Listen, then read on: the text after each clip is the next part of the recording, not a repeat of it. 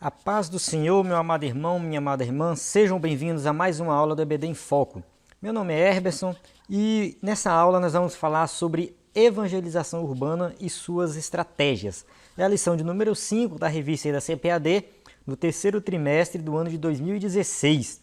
Essa revista, especificamente, ela está tratando aí sobre evangelismo, evangelização, né, os desafios da evangelização agora na nossa época. Então a gente vai para a Bíblia, vê aí os exemplos bíblicos de evangelização e aplicamos nos dias de hoje. E nessa lição a gente vai falar da evangelização urbana, né? Então as cidades aí estão cada vez maiores, crescendo cada vez mais. Nessa foto aí a gente já pode ver alguns prédios, né? Isso aqui já dificulta a evangelização. Como é que a gente vai evangelizar esse cara que está morando aqui em cima, né?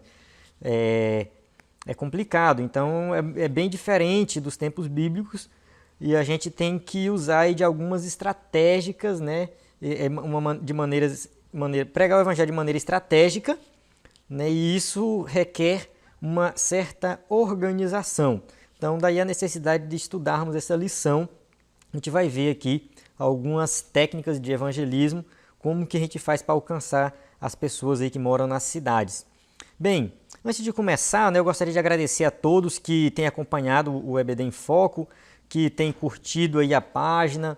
Então eu recomendo você que ainda não curtiu, vai aí no Facebook, Herberson Rodrigues Pinheiro, aí você vai curtir a minha página no Facebook, você vai se inscrever no meu canal no YouTube, tem um canal aí onde eu coloco os vídeos, né, das aulas, entre outros vídeos. Então você se inscreva, se você estiver assistindo esse vídeo aqui no YouTube, se inscreva no meu canal, né? Então, para que você possa receber as notificações aí, toda vez que eu postar um vídeo, você receberá no seu e-mail. Bem, também eu gostaria de agradecer a todos que têm respondido aí meus e-mails, que eu sempre mando, né, os e-mails avisando que o slide está pronto, que a aula está pronta, e especialmente aqui a irmã Giovana de Deus, né, o irmão Kleberson de Deus e a filha, né, a Rebeca de Deus. Então a Giovana e o Kleberson, né, são casados, é um casal, e tem a sua filha, né, Rebeca de Deus, que congrega na Assembleia de Deus, né, tudo de Deus, né? Giovana de Deus, Kleberson de Deus, Rebeca de Deus, que congrega na Assembleia de Deus, na cidade de Várzea Grande, Mato Grosso. Então, muito obrigado aí pela participação de vocês, por ter respondido meus e-mails. Que bom, fico feliz que a minha aula, os meus slides estão sendo bem utilizados aí. Bem, eu gostaria de falar aqui um pouco do site do EBD em Foco, então ebdemfoco.com, onde você vai encontrar aqui um material exclusivo para professores. Aqui tem os 4 Cs de educação cristã, onde eu falo do que um professor precisa, um professor da Escola Bíblica Dominical precisa para ser um bom professor, para desempenhar com excelência esse seu ministério, né, que é um ministério aí que Deus colocou, né? Deus colocou você para exercer esse ministério, para ser um professor de uma classe, para tomar conta de um grupo de pessoas. Para que você exerça esse ministério com excelência, você precisa se aperfeiçoar. Nós sabemos que a maioria das igrejas não tem nenhum tipo de treinamento para quem quer ser professor da escola bíblica. Então o EBD em Foco ele vem com esse objetivo, suprir essa necessidade que as igrejas não têm, né? Então aqui você vai ver aqui conhecimento do assunto, conhecimento de didática, conhecimento aí das doutrinas bíblico, enfim, tem vários textos, vídeos que você pode estar aí usufruindo e aprendendo cada vez mais. Aqui, né, ao clicar aqui, você será direcionado para essa página. Aqui eu coloco o vídeo, aí está a lição número 4, né, quando eu terminar de gravar agora às 5 eu vou colocar esse vídeo aqui. E aqui você já pode fazer o download do slide da lição número 5.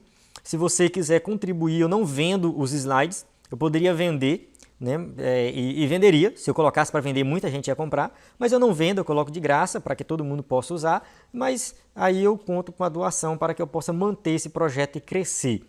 Então, aqui está a página, você curte aqui a página, né, do Facebook, isso é importante para o crescimento do projeto. Bem, vamos lá na aula, né? Bem, aqui é a aula número 5, a lição número 5. Esse aqui é o texto áureo da lição, que diz o seguinte: E aconteceu que, acabando Jesus de dar instruções aos seus 12 discípulos, partiu dali a ensinar e a pregar nas cidades deles. Então, aqui a gente vê o textuário no qual Jesus está pregando nas cidades, né? Ou seja, Jesus ele saía de cidade em cidade. Então, o evangelismo de Jesus consistia na maior parte do tempo nas cidades. A evangelização urbana é o primeiro desafio missionário da igreja e o estágio inicial para se alcançar os confins da terra. Então, a gente não vai pregar o evangelho só na cidade, mas é o primeiro desafio. Começa pela cidade, prepara os obreiros, depois manda para a zona rural, manda aí para qualquer lugar até os confins da terra. A leitura bíblica em classe se encontra em Atos 2, de 1 a 12. Aqui fala da passagem, não vou ler, para a gente ganhar tempo, suponho que você já tenha lido essa passagem aí. Então, mas aqui fala do Pentecostes, da descida do Espírito Santo. O Pentecoste era a festa das colheitas, né, a quinta colheita, e nessa festa, durante esse período aí, de 50 dias, que acontecia esse movimento lá em Jerusalém, o Espírito Santo foi derramado. E ali houve após o derramamento do Espírito Santo, Pedro pregou e milhares de pessoas se converteram. Então a gente vê que Deus começou a igreja na cidade em uma concentração de pessoas de vários lugares. Então a gente observa aqui que, né, estavam lá judeus e religiosos de todas as nações que estão debaixo do céu. Ou seja, todas as nações conhecidas da época estavam lá. Então aqui as pessoas saíram de lá e já foram levar o evangelho para o lugar que eles moravam. Então a gente vai ver isso de forma detalhada mais na frente aqui. A introdução diz o seguinte: o que a gente vai ver nessa lição, né? Qual é o objetivo dessa lição aqui? A gente vai ver estratégias para evangelizar as cidades. Então a gente precisa ter estratégias. Esse é o primeiro objetivo que a gente vai ver. O segundo é os desafios enfrentados nesse evangelismo das cidades. A gente vai ver que a gente pode encontrar aí pessoas endemoniadas, pessoas enfermas, pessoas que pregam falso evangelho. Então a gente precisa estar bem preparado. Então, porque o desafio é grande. E, né, como conquistar uma área urbana. Então, como que a gente faz? Quais são as estratégias para que possamos conquistar uma certa região aí da cidade, né? Então, eu creio que a maioria aqui, né, eu acho que 90% ou mais das pessoas que estão me ouvindo moram em uma cidade, né? Então, poucas pessoas vão estar morando na zona rural, que estão aqui me acompanhando. Então, se você mora numa cidade, você pode conquistar a sua cidade, alguns pontos. Como fazer isso? Então, a gente vai ver isso nessa lição, que a gente vai ver, né, também os pontos básicos, né? Os pontos básicos, porque assim, a gente precisa implementar, né, o evangelismo e treinar pessoas. Então, vamos ver aí os pontos básicos do evangelismo autenticamente bíblico. Então, quais são esses pontos básicos? De forma resumida discipulado, estabelecimento de igrejas e missões. Então, a gente vai juntar isso aqui, que é um evangelismo autenticamente bíblico. É um evangelismo baseado na palavra de Deus, onde eu não vou simplesmente ganhar a alma, eu vou discipular aquela alma, eu vou treinar ela, eu vou ensinar a palavra para essa alma, para que essa alma possa ganhar outra alma e outra alma até eu estabelecer uma igreja, crescer a ponto de chegar a uma igreja. Não é que você vai abrir uma igreja para você e ser o pastor dessa igreja. Não, não é como alguns estão fazendo aí, não. É que você, vinculado à sua igreja, você vai ganhar almas para a sua igreja. Mas não custa nada se você estabelecer e ganhar muita alma num certo lugar, você pode estabelecer uma igreja com o mesmo nome da sua, com a ordem do seu pastor, tudo feito conforme, né, o padrão, o correto, o que é correto, não tomar conta da igreja, né? E missões, né? Então, missões é que essa igreja que estabelecida, ela vai continuar pregando e enviando missionários. Então, esses aqui são os pontos básicos de um evangelismo autenticamente bíblico.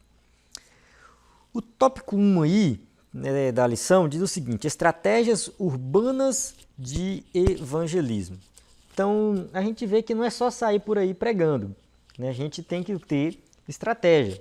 Então, porque as dificuldades são grandes, mas a gente precisa contornar essas dificuldades e evangelizar, pregar o evangelho e ganhar almas. A gente vai ver aqui, começar pela estratégia de Jonas, né? Jonas, ele foi chamado para pregar a palavra de Deus, uma palavra de arrependimento à cidade de Nínive, mas ele não quis ir para Nínive, foi para outro lugar.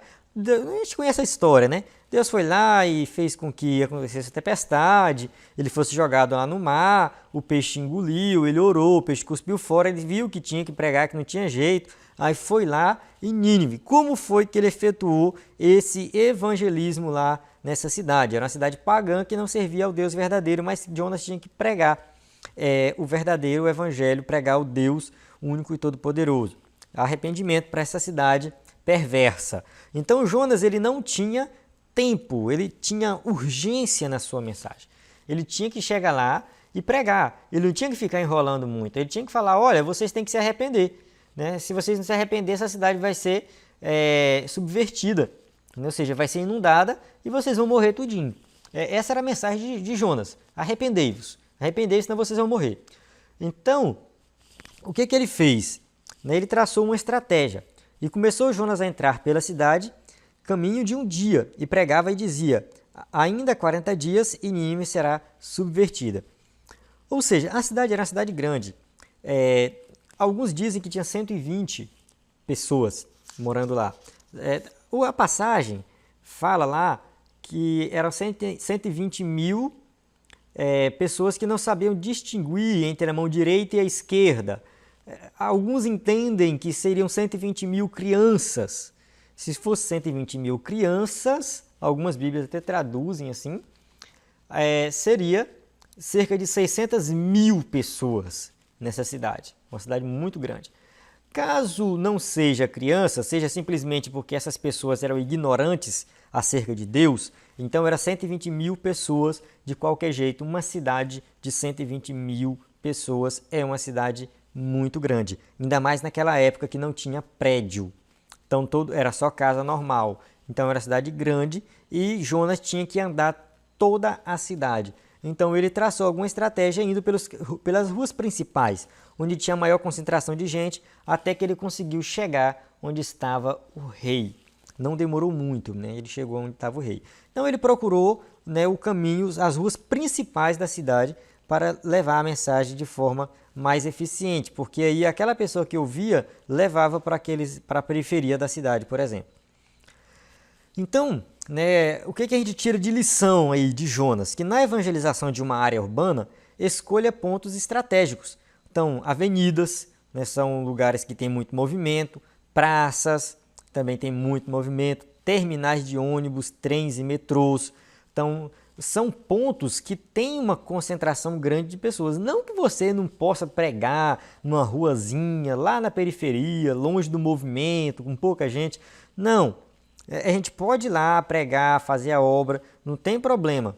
Mas se você começar por um lugar com pouca gente, você vai desanimar.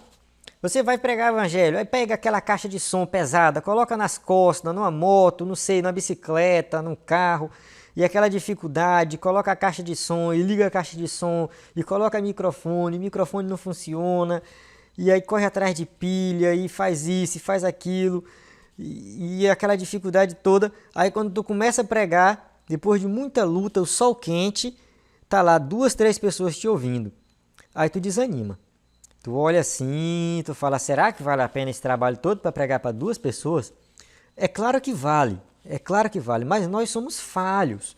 Nós, seres humanos, nós temos algumas falhas e a gente vai desanimar com essas dificuldades. Então, para começar, é bom a gente começar onde tem muito movimento, onde tem muita gente. É uma praça, é uma feira, é uma avenida movimentada. Esse grupo aqui fez um cartaz, fez uma placa, chama a atenção, está no trânsito, né? Uma avenida, ele chama a atenção, é uma estratégia. Isso aqui, ó, dá trabalho fazer essas placas aqui. Atenção, foi por você, tal, Jesus te ama, né? Isso aqui, olha, um culto numa praça com som, com violino, com bateria, não, pessoal cantando, isso dá trabalho fazer. Então isso aqui, né, por quê? Tem um movimento nessa praça. Tem que ir também final de semana na praça que tem muita gente. Terminal de ônibus, ótimo para você distribuir panfleto.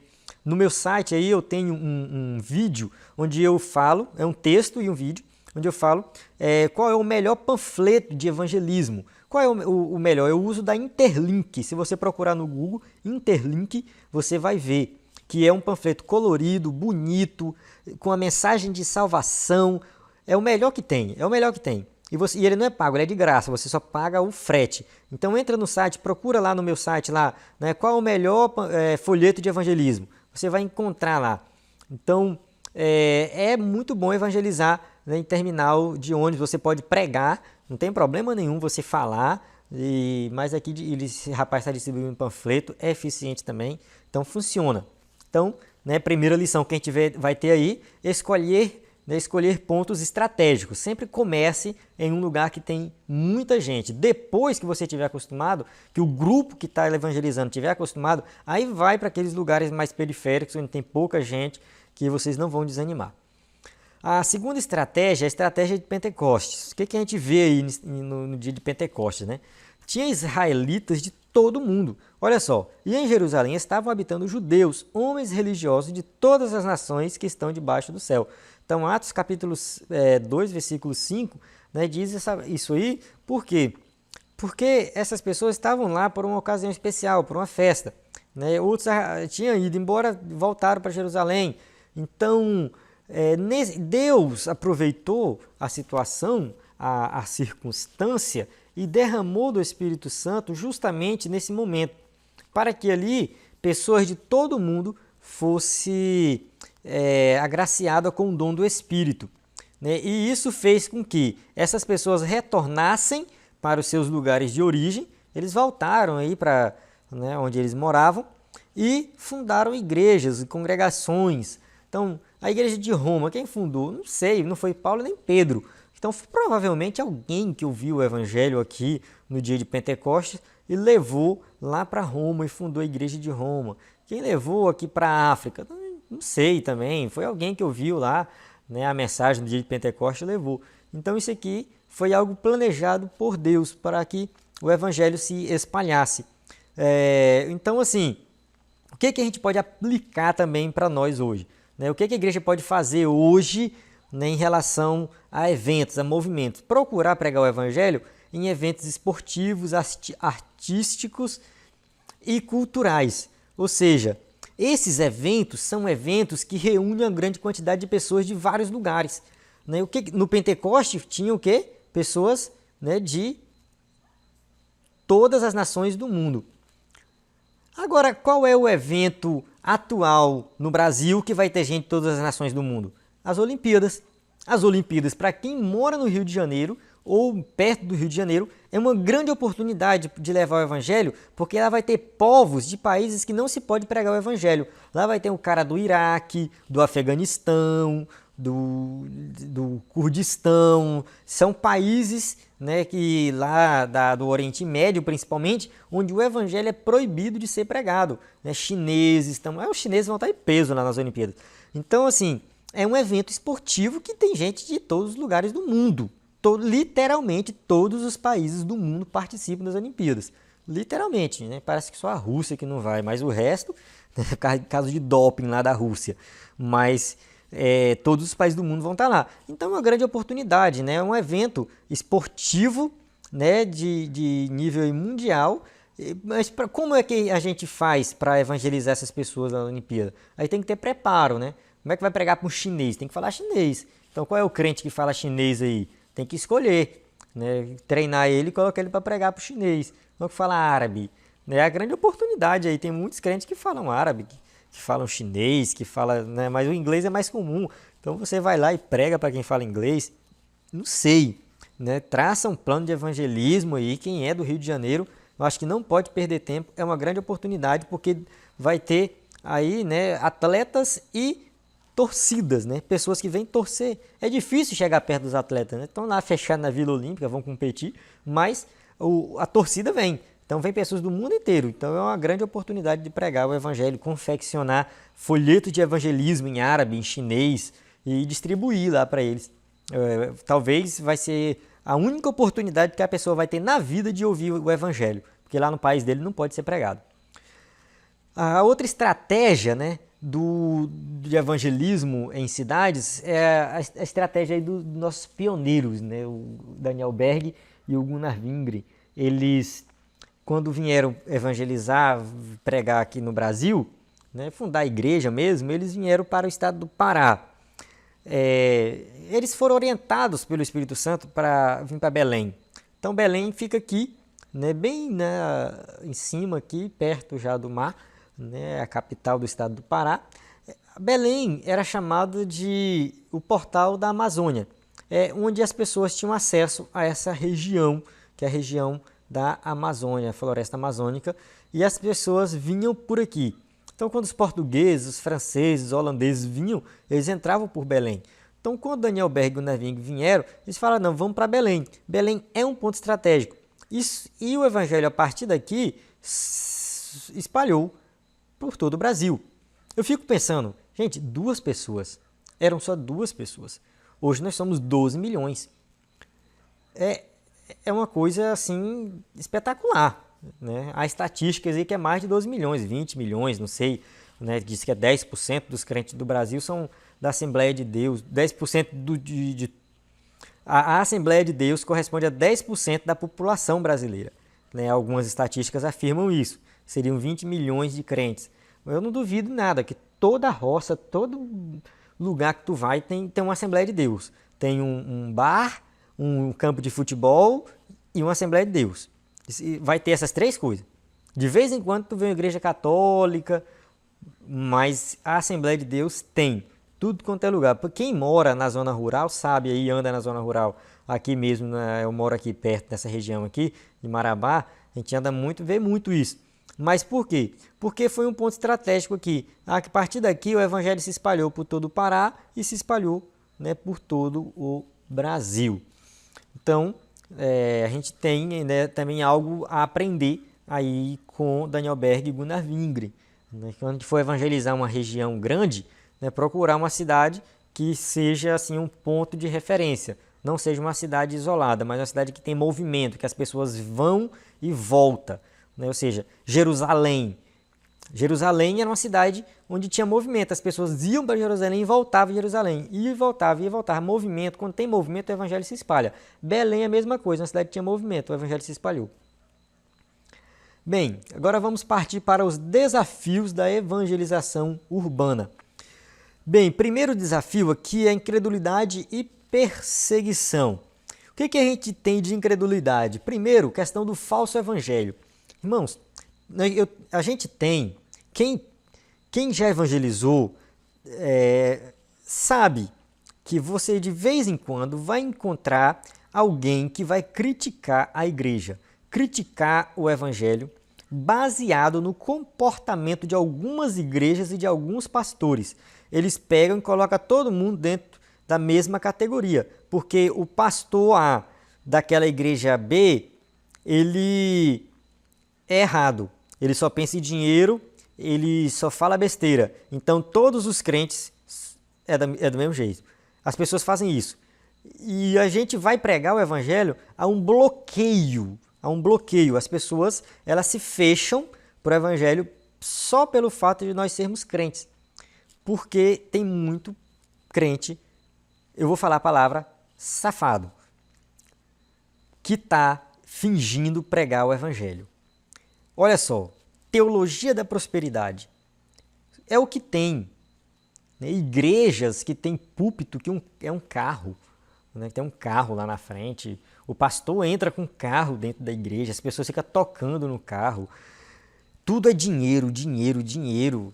Quando a gente vai pregar o evangelho para algumas pessoas, elas falam assim, tu só pensa em dinheiro, os crentes só pensam em dinheiro. Por quê? Por causa desses falsos profetas, falsos pregadores, que não pregam nada do verdadeiro evangelho. Curas que não glorificam a Deus. É uma característica do falso evangelho. A gente vê esse camarada aqui, quem já assistiu ele pela televisão ou viu pela internet, é tanta coisa que dá nojo. Ele coloca a pessoa para fumar lá no púlpito, dizendo eles que que é para libertar do vício, porque ele consagra lá o cigarro, a pessoa fuma, depois a pessoa é liberta do vício do cigarro. Eu não, sinceramente, tenho nem palavras para falar isso aqui. Então, é para glorificar a Deus? Não é. Entre outras coisas, muitas vezes tem cura nessas igrejas. As pessoas vão lá e dizem que são curadas. Mas as curas são para glorificar a Deus?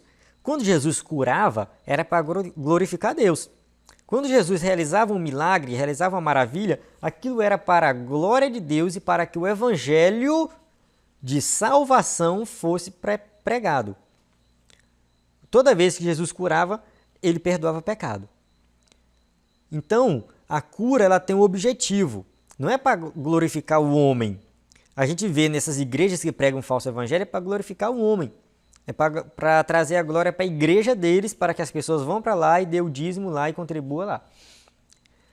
Um evangelho que não transforma é outra característica do falso evangelho. A pessoa ela não é transformada. Ela vai na igreja, ela participa, ela dá o dízimo, ela dá a oferta, é abençoada financeiramente, mas vive no pecado. Ela vive no erro.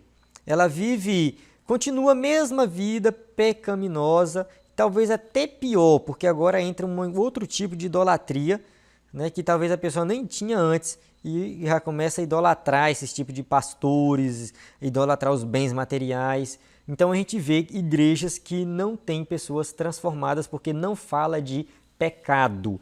Pode ligar a televisão e assistir um programa dessas igrejas. Eu não vou falar o nome delas aqui não, você sabe do que eu estou falando. Assiste um programa, se tu não conseguir se convencer com um, assiste 2, 3, 4, 5, 10 e vê quantas vezes eles falam de pecado, de arrependimento, né, de nova criatura. Eles não falam. Eu já assisti. Quais são as características do verdadeiro evangelho? O verdadeiro evangelho vai falar: nós somos pecadores e não podemos fazer nada para nos libertar dos nossos pecados. Somos mortos em nossos delitos e pecados e não temos a capacidade de nos libertar. Mas Jesus veio, morreu no nosso lugar, viveu uma vida de santidade, ele viveu a vida que eu deveria viver e morreu a morte que eu deveria morrer. E o Espírito Santo de Deus tocou no meu coração para que eu olhasse para Cristo na cruz e reconhecesse a morte dele como sendo expiatória dos meus pecados e pela fé nele alcançar a salvação. E crer não somente que ele morreu pelos meus pecados, mas que ele ressuscitou para a minha justificação. A cruz está vazia aqui. Aqui ela está com Cristo, mas aqui ela está vazia, porque ele já ressuscitou. Então, é um resumo básico do Evangelho. É um Evangelho que fala de pecado, que fala de cruz, que fala de arrependimento e que fala de fé. Porque a palavra da cruz é loucura para os que perecem, mas para nós que somos salvos é o poder de Deus. Quem é de fora, quem não entende o Evangelho, quem está perdido, ele olha para essa circunstância, para essa situação e fala: isso é loucura, isso não faz sentido, não entendo, esse Jesus aqui ele é fraco, eles vão entender totalmente errado, equivocado, é loucura para eles. Mas para nós que somos salvos, isso é o poder de Deus. Para nós que somos salvos, foi isso aqui que fez com que nós nos reconciliarmos com Deus. Né? Nós nos reconciliamos com Deus pela morte de Cristo, a morte e a ressurreição dele. Então, a gente só resta a nós a glorificar. Né? A glorificar, agradecer e pregar esse evangelho. Pregar esse evangelho. A gente tem que fazer isso. Né? Então, o que a gente faz diante da perseguição? Né? Talvez nem tanto assim de perseguição, mas é o que acontece devido à pregação do falso evangelho. A gente vê que o próprio Cristo sofreu perseguição. Nós temos que continuar pregando o verdadeiro evangelho. Pregar o verdadeiro evangelho. Né? Porque Jesus também foi perseguido. Olha só, Quando Jesus chegava na sinagoga, e todos na sinagoga, ouvindo essas coisas, se encheram de ira, e levantando-se, o expulsaram da cidade e o levaram até o cume do monte, em que a cidade deles estava edificada, para dali o precipitaram. Ou seja, eles chegaram ao ponto de querer empurrar Jesus de cima de um monte, um precipício, onde ele iria cair e morrer. É claro que não estava nos planos de Deus, isso não aconteceu, mas os judeus expulsaram ele da sinagoga e quiseram matá-lo naquele momento. Foi uma tentativa de assassinato aqui que os judeus fizeram, porque os judeus não quiseram crer na mensagem que Jesus estava pregando. Eles estavam pregando a mensagem errada, eles entenderam o Antigo Testamento de forma equivocada, eles estavam esperando um Messias totalmente diferente do que o verdadeiro Messias era. Então, da mesma forma, diante das dificuldades, diante das perseguições, não vamos parar de pregar o Evangelho. Vamos continuar pregando. Enfermos é outra situação que a gente vai encontrar aí, né? Outro desafio. Os enfermos, eles precisam de cura física e espiritual. Será que nós estamos preparados para orar para o enfermo ele ser curado? Colocar a mão lá e o enfermo ser curado? Eu não sei, né? Eu não sei. Né? Às vezes eu olho para a minha vida e falo, meu Deus, né? O que eu faria nessa circunstância? Né? Será que eu colocaria a mão e seria curado? Eu já ouvi história aí de pregador, de missionário que vai para algumas aldeias, para alguns vilarejos que são isolados, que não tem hospital, e lá ele fala que Jesus cura, e quando alguém adoece, eles vão lá e chamam o missionário e falam, olha, tu não falou que cura, agora é a hora para curar. E tem que curar. Tem que curar. E aí, como é que fica se esse missionário não estiver em jejum e oração? Né? Então, é um desafio. Então, a gente vê nos hospitais, vamos encontrar pessoas doentes, a gente pode entrar nos hospitais e pregar. Nas ruas, vamos encontrar pessoas doentes que precisam. Né? Nas casas também, às vezes numa visita você encontra alguém doente. Então, essas pessoas elas precisam de cura física e espiritual. Não é só cura física. Como já foi falado, a cura tem que ter um propósito, que é confirmar a mensagem do Evangelho, é glorificar a Deus, não trazer a glória para nós mesmos, a glória para o homem. Mas a cura ela tem um propósito maior, que é a pregação do Evangelho e a confirmação aí do Evangelho. Jesus também se deparou com muitos enfermos. Né? Em Jericó, tinha o cego de Jericó. Em Naim, ele entrou, estava tendo lá um funeral, né? Não é nem enfermo, o cara já tinha morrido. Ele foi lá e ressuscitou, né? O menino, que era o filho da viúva de Naim. Entre outros milagres, Jesus operou muitos milagres, até João falou lá no livro dele que não dava para registrar tudo que Jesus fez, não dava. Ele colocou só o necessário, só o básico, só para a gente crer mesmo, ali, sabe? Só para confirmar a mensagem de Cristo. Mas Jesus operou muitos milagres e todos os milagres de Jesus estavam relacionados à glória de Deus e à pregação do Evangelho. Estava confirmando a mensagem do Evangelho e mostrando para as pessoas que ele, de fato, era o Filho de Deus e veio para salvar aquele que havia perdido. E se a gente observar, os milagres de Cristo não se resolvia só no milagre pelo milagre, mas no final ele falava, a tua fé te salvou. Salvou de quê? Salvou do pecado, pela fé, salvação pela fé. As pessoas criam, Jesus perdoava os pecados. Então, a cura que Jesus oferecia não era só uma cura física, mas era uma cura espiritual. Então, a igreja ela deve desenvolver capelanias hospitalares e visitar os enfermos e moribundos. A gente tem autorização para entrar em hospitais, é só chegar, conversar com o pessoal da portaria, falar que é da igreja, se apresentar e falar, não, eu vim aqui para pregar, para fazer uma oração, você pode sim entrar no hospital, lá você ora, você prega o Evangelho e pode ganhar almas ali. Então, é uma grande oportunidade que nós temos de pregar a palavra de Deus. Endemoniados. Então, endemoniados, Jesus se deparou com uma situação complicada, né, do gadareno, lá, o endemoniado gadareno. Nós também podemos nos deparar com essa situação na prática e evangelizando. Né, porque quem se evangeliza deve estar preparado. Jesus falou, esta casta não pode sair com coisa alguma, a não ser com jejum, com oração e jejum. Marcos 9, 29. Os discípulos tentaram expulsar um demônio e não conseguiram. Não conseguiram de jeito nenhum. E aí foram lá com Jesus. Jesus falou, olha, isso aqui só sai com oração e jejum. Não adianta vocês quererem expulsar. Então, a gente, na hora de evangelizar, é importante prestar atenção nesses detalhes. Oração e jejum. Será que se aparecer algum endemoniado, você está preparado para expulsá-lo? Vamos ver. Outra coisa, né, que a gente tem que enfatizar aqui é que a igreja ela não pode fazer a libertação dos oprimidos um espetáculo. Não é um espetáculo. Não é algo para chamar atenção. A gente vê aí algumas igrejas que eles ficam entrevistando o demônio, né? Perguntando para o demônio de onde ele veio, o que ele está fazendo, qual é o objetivo dele. Irmão, basta ler a Bíblia.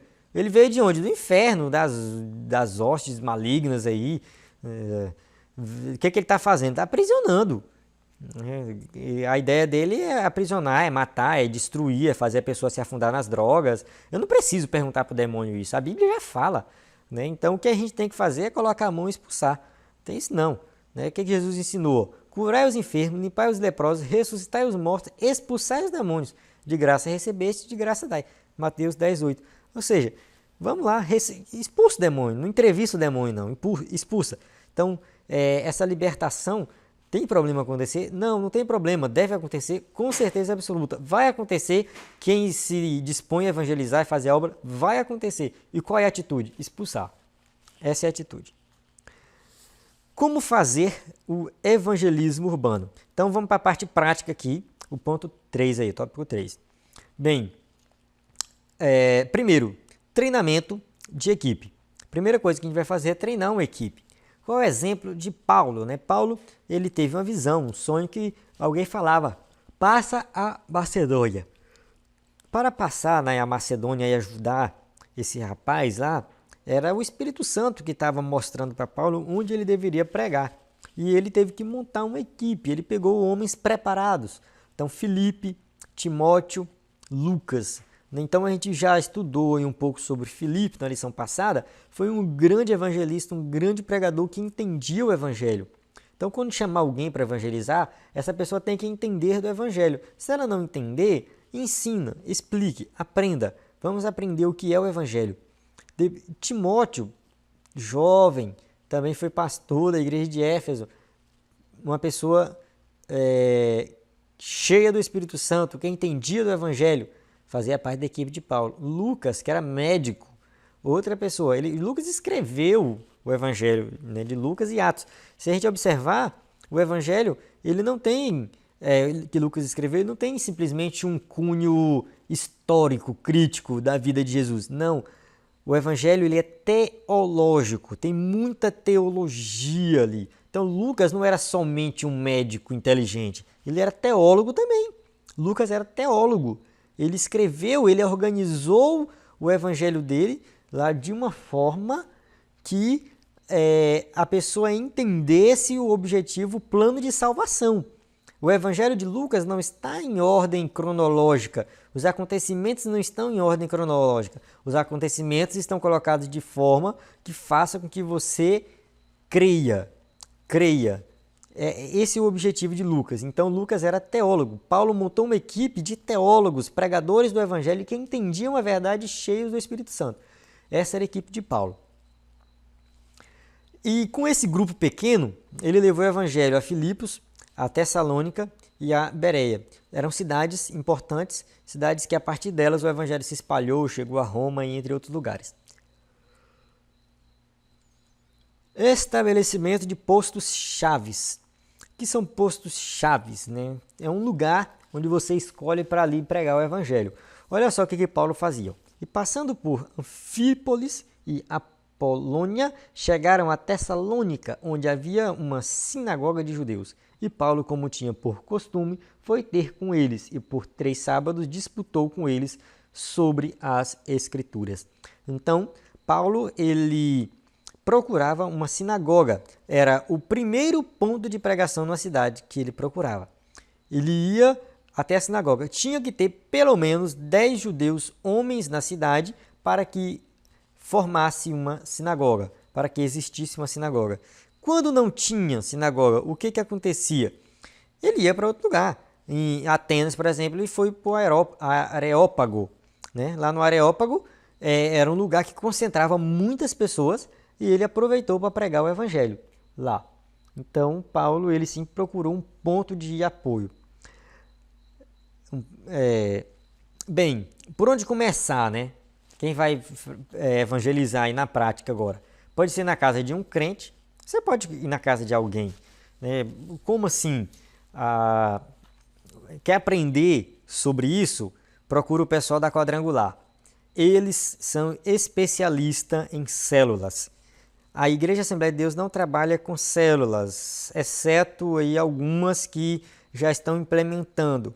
Eu não tenho nenhuma crítica com relação às células, eu particularmente, do ponto de vista meu, já participei de células da Igreja Quadrangular e da Igreja Batista Missionária e é muito bom, porque é um grupo pequeno, onde reúne na casa de alguém e sempre vai alguém que não é crente. Sempre, sempre, sempre. Eles não fazem a célula só com crentes. Pode ser que faz, pode ser que não apareça alguém que não é crente, mas o objetivo da célula é ganhar almas. É isso que eu acho interessante, que lá o objetivo é ganhar a alma, é fazer a célula na casa de alguém que é crente, chamar pessoas que não são crentes para participar da célula, que é uma coisa que acontece toda semana. O estudo ele tem uma sequência, é bem organizado, não é uma coisa feita de qualquer jeito, é uma organização muito boa. Então, acontece. Mas precisa ser célula? Não precisa ser célula. Pode colocar uma caixa de som na frente da casa do irmão e prega. Né? É um ponto de pregação. Pronto, acabou. Não precisa ser necessariamente uma célula, é um ponto de pregação. Na casa de alguém que não é crente, acontece também, a pessoa não é crente, mas ela abre para o evangelho e fala, não, pode entrar na minha casa e aqui vocês podem fazer a obra, pode fazer um culto aí na frente, acontece disso também. Então, é uma maneira, uma praça movimentada, né? Vai lá todo sábado, tá às 7 horas da noite, a gente vai lá na praça. Né? Uma dica que eu dou é, nunca comece algo que você não vai continuar. Se tu for lá na praça, prega um dia e depois não vai mais, o povo vai desanimar, né? Vai desanimar o povo da igreja e vai desanimar o povo que ouviu. Os crentes vieram uma vez, aí pregou e foi embora, né? Viram que não dava conta mesmo, não deu conta de pregar. É isso que eles falam. Então, assim, faça um planejamento para você fazer o culto todo sábado, toda segunda, toda terça, toda quarta, não interessa. O dia que tem mais gente, toda vez, a cada 3 dias, por exemplo, não sei, tá lá no horário certinho, pregando, falando de Jesus. Né? Uma feira, né? Eu tenho uma experiência muito boa com culto na feira, eu já fiz culto na feira, tinha uns amigos que a gente reunia sábado de manhã, levantava cedo, ia para a igreja, orava, e depois a gente ia para a feira, levava a caixa de som. Eu fui embora lá da cidade, né, e eles continuaram fazendo, e lá pregava o evangelho. Eu pretendo voltar lá e fazer um vídeo ensinando como fazer um culto na feira, quais são os procedimentos, para que os irmãos aí que acompanham possam repetir isso. Quase toda cidade tem uma feira. Então acontece uma vez por semana. Lá nessa cidade que eu morava era uma vez por semana. Uma vez por semana tinha lá a feira e a gente colocava a caixa de som e pregava o evangelho e falava de Jesus e falava que se não cresce em Jesus ia para o inferno. A gente falava tudo lá, não tinha esse negócio de ficar de conversa fiada não, sabe? Mas, tem que ter atitude, tem que orar, né? E tem que ter coragem, Não é todo mundo que tem coragem. Né? E isso, geralmente, quem faz esse tipo de trabalho é jovem. Ir para uma praça, para uma feira, duvido que os obreiros se reúnem para fazer isso. Pode ser que aconteça em alguma igreja por aí, mas eu não conheço. Geralmente é jovem. Geralmente é jovem que levanta cedo, vai para a igreja, ora, pega a caixa de som, vai lá, coloca e faz a obra.